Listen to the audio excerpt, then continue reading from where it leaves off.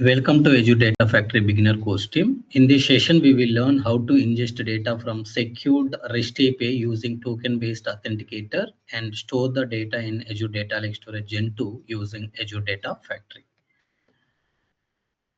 So in this session, our goal is to understand how token-based REST API works in real-time projects. We will learn how to generate a barrier token using web activity, how to call REST API using copy activity, and finally, we will see how to store API response in ADLS Gen2. This is a very important industry standard scenario team. So let's focus quickly. So let us understand the complete end-to-end architecture. First, the Azure Data Factory pipeline starts stream. Then a web activity calls the Authenticator API to generate a barrier token. Once the token is generated, or you can say it is received, it is passed dynamically to the copy activity. Then the secure REST API returns the customer data team. This particular customer data finally will be stored in the data lake storage Gen2. So here the key components that I'm going to use is we are going to use the web activity, copy activity with the REST API source, data lake storage Gen2 as our sink. Each component plays a critical role in securely fetching and storing this particular data type. So if you see, most modern REST APIs are secured using token-based authenticators team. And a token is generated by calling an authenticator API. So there is something called auth API that basically helps to generate the token. And this token must be passed in every API request. These tokens usually have a expiry after a certain time. So they should always be generated dynamically. We should not hard code the token. If you look at the authorization header format, the standard format to pass the token in REST API is using the authorization header. So you will have a key as authorization and you will have a barrier token. You will be using a barrier followed by the token here. Now let's understand the web activity configuration. Here we configure the web activity to generate the barrier token type. So the activity name is get barrier token. We use the get method to get the barrier token, and I'm going to provide the authentication API URL, and I'll be setting the content type as application/JSON. Remember, you no need to set the header, that is nothing but a content type as application/JSON, because the default content type is going to consider as application/JSON. The activity returns the in response, the activity is going to returns the token type. So this particular token, you can see the sample token output will look like this. So this is the web activity output. On that you will have a data, under that you will have a token type.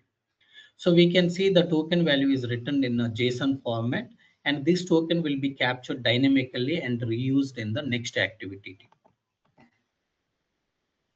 So now, if you look at how you can able to read that particular token dynamically is, you can say activity of get barrier token dot output dot data dot token you need to use.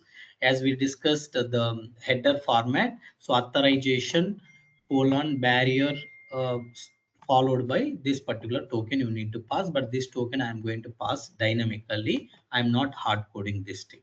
So now, like for every run when you are scheduling in Azure Data Factory, so pipeline will take this particular token dynamically and pass it to the copy activity source. So that copy activity source is going to fetch it. Now, if you look at copy activity source settings team, here in the copy activity, the source type is configured as a REST, and the request method is going to be get, and the relative URL point to the customer API team, and authentication is set to header based, and the barrier token is passed in the authorization header dynamically here. So I'm going to show you the hands-on lab very soon. Now the customer data will look like this. This is also going to be in the JSON format.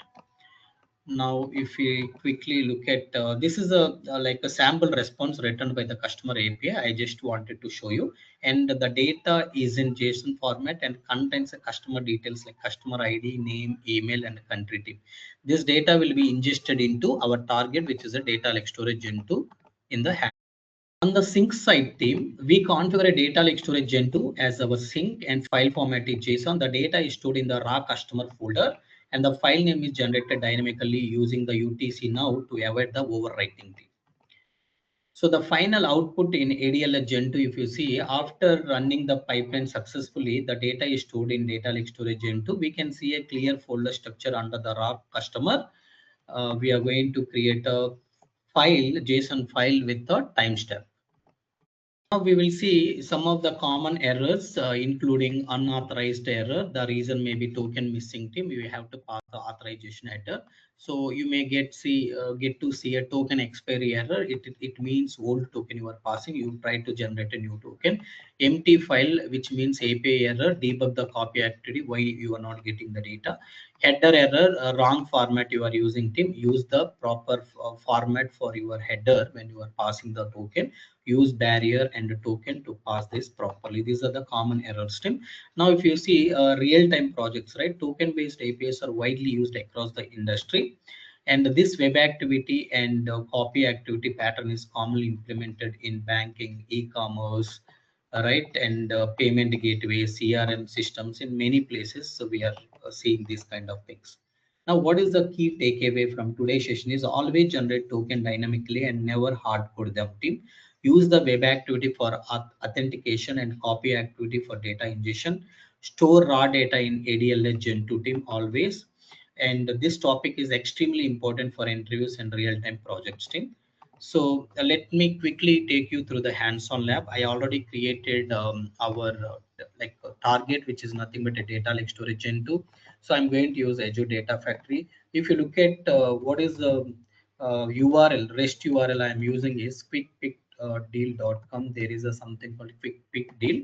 So if you go here, you can able to see something called a sample REST API. If you go inside here, you can see something called sample REST API URL for testing with barrier token server, right? So if you go here, there will be two URLs team. You can see here, one URL is to get the barrier token. I'll use this URL in web activity to fetch the barrier token dynamically in every run.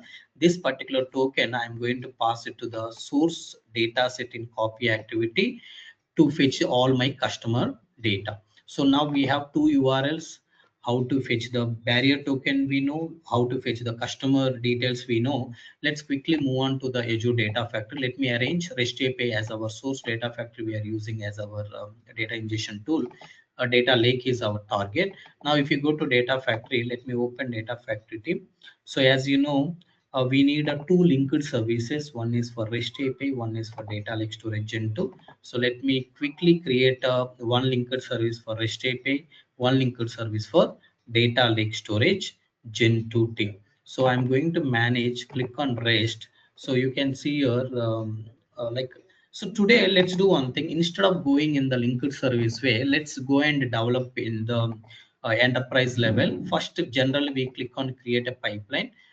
So as you know, we are going to use a web activity to fetch a token. So you can drag the web activity.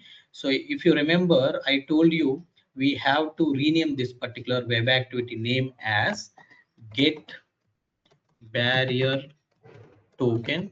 So let's rename it as a get barrier token. I'm going to put the URL here to get the barrier token tip. So if you go up, this is the URL that you need to use to get a barrier token. Copy this, put that here. And as I also mentioned, we need to configure with the method is get, and header is basically default. It will uses the default headers, whatever we have mentioned. This returns the token. Let's debug and see what it is returning, in which format it is returning, how we can able to take that particular token dynamically to the copy activity source data set. We can understand it. Now, if you see a web activity is succeeded, if you see it is output dot data dot token, you need to use to pass this particular token dynamically to copy activity.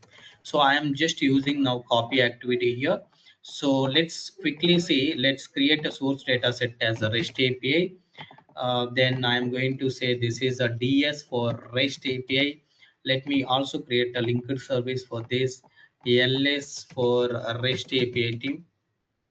Here I'm going to use our get customer. So get customers URL, I'm just pasting it here.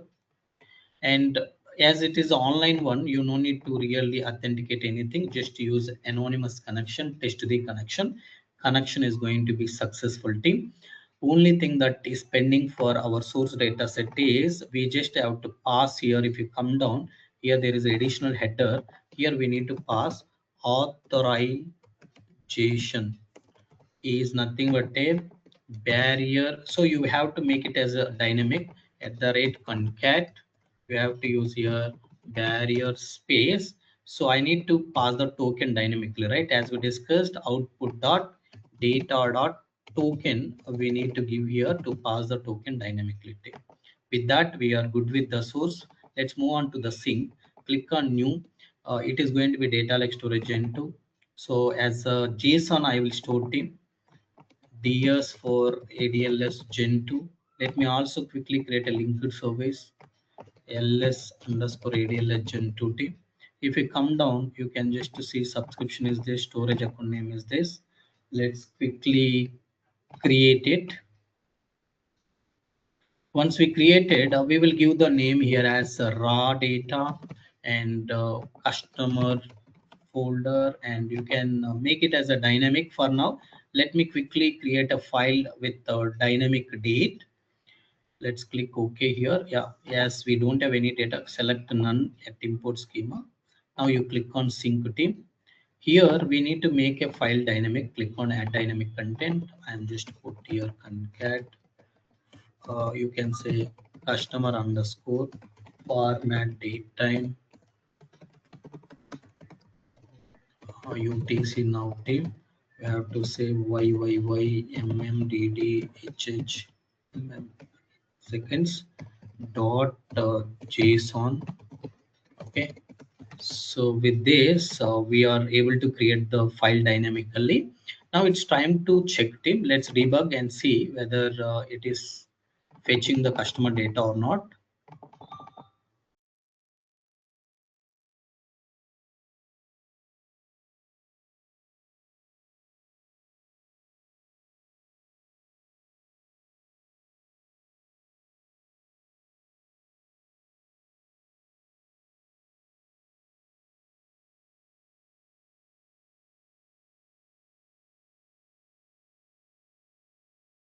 Now we can see web activity fetched the token, and this token we are passing to the copy activity input. You can see authorization barrier and you can able to see the token. Now if you refresh this, you can also see copy activity succeeded. It fetched one object and written that object in a JSON format in ADLS. Let's quickly see in ADLS whether this file is created and in what is the file format. You can see raw data. Under raw data container, we created a folder called customer. Under customer, you can see the file is created with the year, month, day, hour, minute, seconds. So every minute if you run, still you will not have any problem. So data is completely fetched. It is a JSON data. You can always copy this. You can come here and you can use a JSON viewers online to paste this and format it to see the proper data. So there is a huge data it fetched and loaded into data lake storage Gen2. Now, so let's quickly see in next session, we are going to focus on how you can able to copy data from page native REST API data into the data lake storage Gen2 team. Now it's time for the self-check team. I'm going to show you 5 MCQs. Try to get 4 out of 5. If you get 4 out of 5, continue to watch next session. Otherwise, I recommend you to rewatch the same session team. So thank you for watching this session. I suggest or I request all of you to subscribe to Cloudpandith YouTube channel and support and encourage team. Keep learning, keep growing. Thank you.